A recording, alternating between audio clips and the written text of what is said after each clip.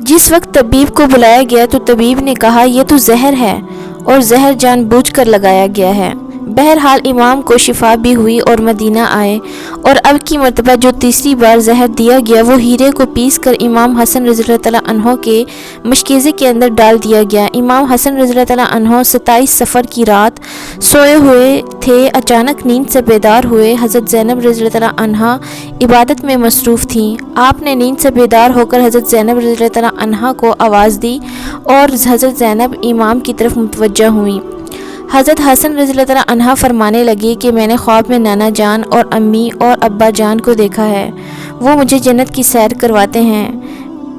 میں نے نانا جان سے عرض کیا کہ آپ میرے حالات سے باخبر ہیں۔ مجھے تمانچے لگائے گئے، میرے پیروں تلے سے مسلح کھینچا گیا، کتنا ستایا گیا۔ میرے سامنے اس وقت مدینے میں میرے والدین کو گالی دی جاتی ہے۔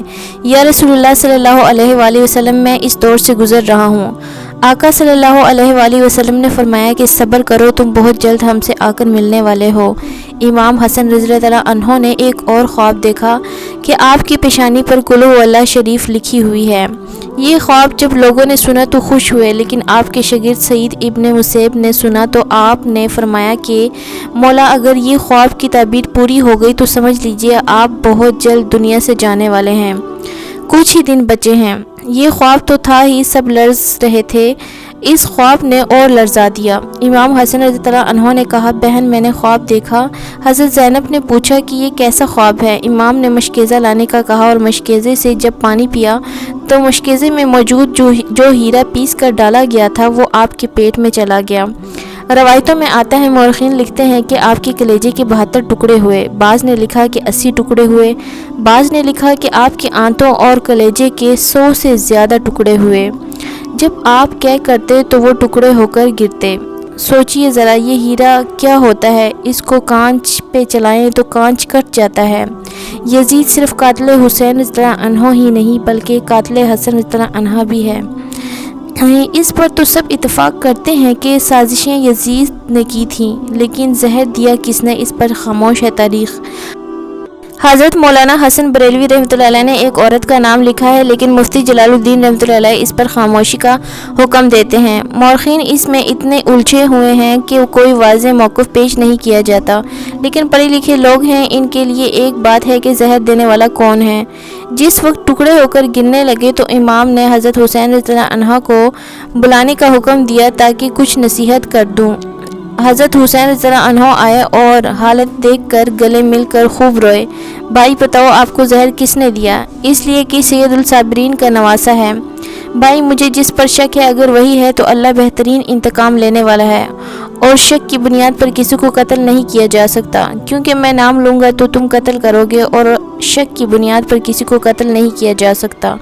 اللہ بہترین انتقام لینے والا ہے۔ جب امام حسن نے امام حسین کو نہیں بتایا کہ قاتل کون ہے تو حتمی طور پر کسی کے بارے میں یہ فیصلہ کر دینا کہ فلاں قاتل ہے، میں سمجھتی ہوں کہ یہ زیادہ مناسب نظر نہیں آیا۔ بہرحال جب صبح ہوئی اور لوگ جمع ہونے لگے تو اس وقت امام حسن نے کہا حسین میرا چہرہ کیسا نظر آ رہا ہے؟ امام حسین رضی اللہ عنہ نے روتے ہوئے فرمایا آپ کا چہرہ ہرا ہو گیا۔ مسکرا کر کہا اس تکلیف میں مسکرایا ہے حسن جس تکلیف میں لوگوں کی ساری خوشیاں چھن جاتی ہیں۔ حسن مجتبیٰ نے یہ جب سنا میرا چہرہ ہرا ہو گیا تو فرمایا حسین یاد ہے نانا کی حدیث معراج پوری ہو گئی۔ لوگوں نے پوچھا کہ حدیث معراج کیا ہے؟ فرمایا کہ جب میرے حضور صلی اللہ علیہ وسلم معراج پر گئے تھے اور ہماری پیدائش بھی نہیں ہوئی تھی تو نانا معراج پر جنت کی سیر کر رہے تھے تو جنت میں 2 محل دیکھے، ایک ہرا تھا اور ایک لال تھا۔ اس وقت رضوان جنت نے کہا یا رسول اللہ صلی اللہ علیہ وآلہ وسلم جاتے جاتے اپنے شہزادوں کے محل بھی دیکھ جائیں جن سے پوری جنت کا حسن دوبالا ہوتا ہے۔ حضور صلی اللہ علیہ وسلم نے فرمایا کہ یہ ہرا کس کا ہے اور لال کس کا؟ کہا کہ لال تو حسین رضی اللہ عنہ کا ہے اور ہرا حسن رضی اللہ عنہ کا ہے۔ میرے حضور صلی اللہ علیہ وسلم نے پوچھا کہ رضوان یہ تو بتاؤ کہ حسن کا ہرا کی گردن جھک گئی اور آنکھوں میں آنسو آ گئے۔ اہل بیت کی محبت میں رضوان جنت بھی روتا ہے جبکہ جنت میں کوئی رو نہیں سکتا۔ جنت وہ ہے جہاں رویا نہیں جاتا، لیکن یہ شہادت حسین ہے، اسے جب بھی یاد کیا جاتا ہے تو رضوان جنت بھی روتا ہوا نظر آتا ہے۔ رضوان کی عرض کرنے کی ہمت نہ ہوئی۔ حضرت جبرائیل علیہ السلام آئے اور عرض کی یا رسول اللہ صلی اللہ علیہ وآلہ وسلم میں بتاتا ہوں، اللہ کے حکم سے یہ ہرا اس لیے ہے کہ حضرت حسن رضی اللہ عنہ کو زہر دیا جائے گا اور ان کا چہرہ اور جسم ہرا ہو جائے گا، اور حضرت حسین رضی اللہ عنہ کو کربلا میں شہید کیا جائے گا اور شہادت کی وجہ سے خون سے ان کا سارا جسم سرخ ہو جائے گا، اس لیے حسن کا ہرا اور حسین کا لال محل ہے۔ دیکھا حضور صلی اللہ علیہ وسلم کی یہ حدیث معراج پوری ہو رہی ہے۔ اس کے بعد حضرت حسن رضی اللہ عنہ نے لوگوں کو جانے کا حکم دیا اور گھر والوں کو ٹھہرنے کا کہا۔ اس وقت مولا حسن کے 3 یا 4 بیٹے تھے۔ ان بیٹوں میں ایک بڑا بیٹا جس کی عمر صرف 7 سال تھی، وہ بڑا خوبصورت تھا اور نام قاسم تھا، اور ماں کا نام ام فروا تھا۔ ام فروا قاسم کے سر پر ہاتھ پھیرتی اور اپنے شوہر کی طرف دیکھتی گویا ان کے سامنے اپنی بیوگی گھوم رہی تھی، بے بسی لیکن زبان سے کچھ نہ کہہ سکتی۔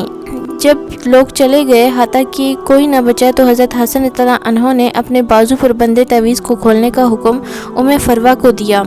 تعویذ کھولا اور کھول کر حضرت حسن رضی اللہ عنہ نے کہا کہ میرے بیٹے قاسم کو میرے پاس لاؤ۔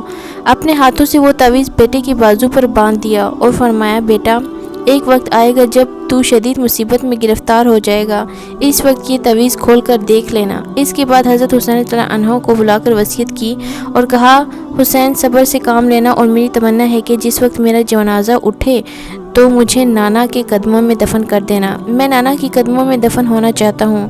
امام عالی مقام 28 صفر کو، ایک روایت کے مطابق 29 صفر کو اور ایک روایت کے مطابق 5 ربیع الاول کو شہید ہو گئے۔ اس طرح سے آپ کا پورا جسم ہرا ہو چکا تھا اور اندر کی آنتوں کے ٹکڑے کی صورت میں باہر گرے ہوئے تھے۔ حضرت حسن رضی اللہ عنہ کی شہادت ہوئی تو آپ کی تجہیز و تکفین کے لیے جنازہ اٹھایا گیا، لیکن یہ بھی تاریخ کا بدترین باب ہے کہ جب جنازہ باہر لے کر آئے، حضرت وسلم کے روضہ مبارک میں حضرت حسن رضی اللہ عنہ کو دفن کرنا چاہتے تھے تو بنو امیہ کے وہ غلیظ، جسے دنیا مروان کہتی ہے، بدترین آدمی جس پر میرے آقا صلی اللہ علیہ وسلم نے لعنت کی تھی، اس نے کہا کہ میں ان کو دفن نہیں ہونے دوں گا۔ امام حسین رضی اللہ عنہ نے فرمایا کہ میرے بھائی کی وصیت ہے، میں دفن کروں گا۔ یہاں تک کہ مورخین نے لکھا ہے کہ اس ظالم نے کمان سے تیر نکالا اور امام حسن رضی اللہ عنہ کے لاش پر چلانا شروع کیا۔ ایک بندہ جو شہید ہو چکا ہے، لوگ کہتے ہیں کہ مروان کو یزید کو اتنا برا نہ کہو، اس لیے کہ انہوں نے کیا ہے۔ یہ کیا ہے؟ مرے ہوئے انسان کا تو دشمن بھی احترام کرتا ہے۔ مروان کیسا ظالم تھا، نانا کے قدموں میں نواسے کو لے جا رہے تھے تو تلوار سے جنازہ روک لیا اور جنازے پر تیر چلانا شروع کر دیے۔ بعض روایتیں یہاں تک آتی ہیں جنازہ حسن پر تیر چلائے۔ حضرت زینب رضی اللہ عنہا نے کہا کہ فاطمہ کے 2 بیٹوں کے جنازے میں نے دیکھے ہیں، حسن کو تو دوبارہ کفن ملا ہے، حسین کو تو ایک بار بھی کفن نہ ملا۔ لوگوں نے کہا کہ حسن کو دوبارہ کفن کیسے ملا؟ کہا کہ جب مروان نے حسن رضی اللہ عنہ کے لاشے پر تیر چلایا تو وہ تیر لگا تو وہ حسن رضی اللہ عنہ کے کفن سے خون کی پھوار نکل پڑی۔ تو اس وقت لوگوں نے کہا کہ ایک کفن پر اب دوسرا کفن پھر لپیٹ دو تاکہ حسن کو رنگین کفن میں لے کر نہ جائیں بلکہ ایک کفن اور دے دیا جائے۔ یہ بھی حسن رضی اللہ عنہ کی کرامت ہے کہ وصال کے بعد بھی تیر لگا تو آپ کے جسم سے خون نکلا۔ کسی نے امام حسین رضی اللہ عنہ سے کہا، شہزادہ حسن رضی اللہ عنہ کی یہ وصیت تھی کہ مجھے حضور وسلم کے قدموں میں دفن کریں، لیکن انہوں نے یہ بھی تو کہا کہ اگر مروان آڑے آئے تو مجھے امی جان کی قدموں میں دفن کر دینا، آپ اس پر بھی عمل کر سکتے ہیں۔ پھر امام حسن رضی اللہ عنہ کو حضرت فاطمہ رضی اللہ عنہا کے قدموں میں دفن کر دیا گیا۔